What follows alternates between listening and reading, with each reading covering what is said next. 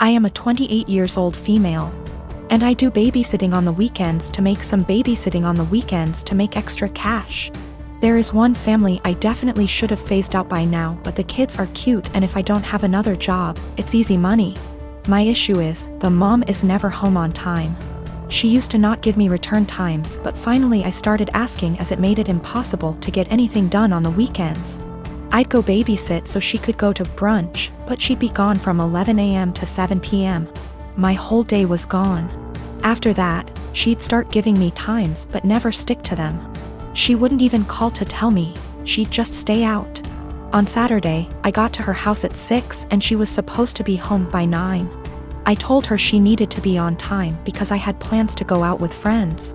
I was even getting ready at their house after I put the kids to bed. She promised. Of course, 9 o'clock rolls around and she's not home. I call her, no response. Text, no response. Another hour. Nothing. Still calling and texting. Finally, it is midnight. By this point, my plans are long ruined, but I'm pissed and exhausted. I call her and leave a voicemail saying if she's not home in the next hour, I'm considering the kids abandoned and calling the cops. I also text her this. I try calling her 30 minutes later and it goes to voicemail on the second ring. I text her again and she leaves me on read. If she had reached out saying, hey, I'm staying out until X time, I would have stayed. I don't know any of her family nor the father of the kids, so I can't call them. I gave her a grace period of 15 minutes and tried calling again, finally called the cops, non-emergency line. They showed up and I showed our agreement in text from earlier in the week confirming that she'd be home by 9. They tried contacting her, didn't answer. I was dismissed and they took the children to the police station. I go home and go to bed. I am awoken at 3 a.m. by a frantic call. It's her. Where are the kids? Why am I not here? I tell her I followed through on my threat, check the police station. She cursed me out, I hung up and went to bed. The next day, she sends me an essay saying the kid's father was called and there's a DCF investigation launched against her. She called me every name under the sun, but I didn't think I was wrong until I spoke to a friend with kids. She said I should have just waited it out and refused to ever sit for her again. She asked if her potentially losing her kids was worth me being petty. Almost all the marriages in my family have been arranged marriages. My mom's marriage to my bio dad was an arranged marriage, but it ended up in a messy divorce and him completely abandoning us before I was even born.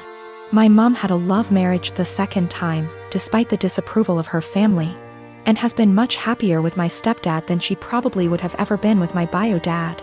Because of this, my mom has always been very adamant that she would not try to force us, my siblings and I, into arranged marriages despite what the rest of our family thought. I've been with my fiancé for 3 years now. We got engaged 2 months ago. He's met my parents and siblings, but as far as the majority of my extended family were concerned, I was single until 2 months ago. Early last year, my fiancé dropped me off home after work one day and my uncle was there. My uncle is the oldest sibling my mom has, so he's seen as the head of the family. He thinks he has a say in what the rest of us do. It was obvious my uncle was pissed, and he ended up grilling my fiancé, and I assume he met his standards. A lot of arranged marriages are about what both families can gain from one another, so he told my mom to get us married quickly. He wanted to make it look like we had an arranged marriage before the rest of our family found out. My mom ignored him and told us to keep dating if it's what we wanted. Over the past year, he's mentioned me getting married to my mom every single time he's spoken to her. Apparently, my uncle assumed just because he'd given the order that we were going to get married soon.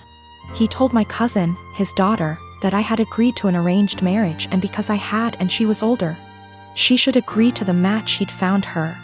My cousin never mentioned this to me, but she did agree to marry the man my uncle found for her. They got married late last year.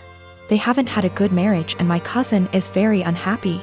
Her husband is incredibly controlling and hardly ever lets her go anywhere without him or a member of his family. Last week, she was over at my house when my fiancé came over to drop some of the clothes I'd left at his place over. When I told my family about my engagement, they all assumed it was an arranged marriage and I didn't bother clarifying because it really isn't anyone's business. You don't tend to do sleepovers if you're having an arranged marriage, so my cousin knew immediately it wasn't what she assumed. She started asking me questions about my relationship and I answered honestly. She got really angry at me and kept demanding to know why I didn't tell her about him. The thing is, I'm very close to this cousin, but I also know how our family is about dating, and I didn't want my male cousins trying to strong-arm my fiancé. They've jokingly threatened this before. She pretty much blamed me for her arranged marriage and said she only agreed because she thought I was going to have one too, and if I had told her I had a boyfriend, she would have had the courage to stand up to her family. She hasn't spoken to me since. I do feel bad for her. I know how unhappy she is, but if she had mentioned what my uncle told her earlier, I would have clarified. I don't want this to be the end of our relationship, but I don't know what I can do to fix this. I'm not gonna be shy about this. My sister sucks. She is a horrible self-centered person who thinks she is the main character. She is not only a horrible person, she is a step monster. She married this guy, who is a freaking pushover. 3 years ago. He has 2 children, 10 and 6. My sister constantly complains about them, saying things like the 6-year-old is gross because he sips too loud or has stained clothing. For the love of God. He is 6. That's what a child is supposed to do. And she is so mean to the 10-year-old girl. She acts straight out jealous of her. I've caught her taunting her that daddy loves my sister more than her. She is horrible. I have straight up called her out after trying to talk to her like a million times. At Christmas she was saying that I'd be nice to have the kids there, and I said, why? You hate them? This was when everything was almost over and she had been bragging to her friends that her husband had spent more on her than on daughter. A fight ensued. My parents reprimanded me, but my cousins took my side and called her out, noting every moment that they had witnessed her being horrible. Her husband obviously took her side and said that she was a wonderful stepmother and that the kids love her. To which I said that was a lie, as I had consoled them countless times after they were taunted by my sister. They left and we haven't talked since. One day I was running errands and run into my step-nephews who were with their mother. I had never met her. And honestly, she is wonderful. We decided to have some coffee. While the kids were playing, she asked me how her children behaved, etc. I said they were wonderful, and then I just spilled the beans on my sister. How awful she was. What I've heard her say to the kids, the inaction of her ex-husband. By the end she was horrified. She said the kids didn't like her. But she always chucked it up to my sister being the new woman in their father's life. She said the kids never really said anything even when she asked. I then told her I was very concerned for the children, as my sister had straight up told the 10-year-old that it would be better if she disappeared from her father's life.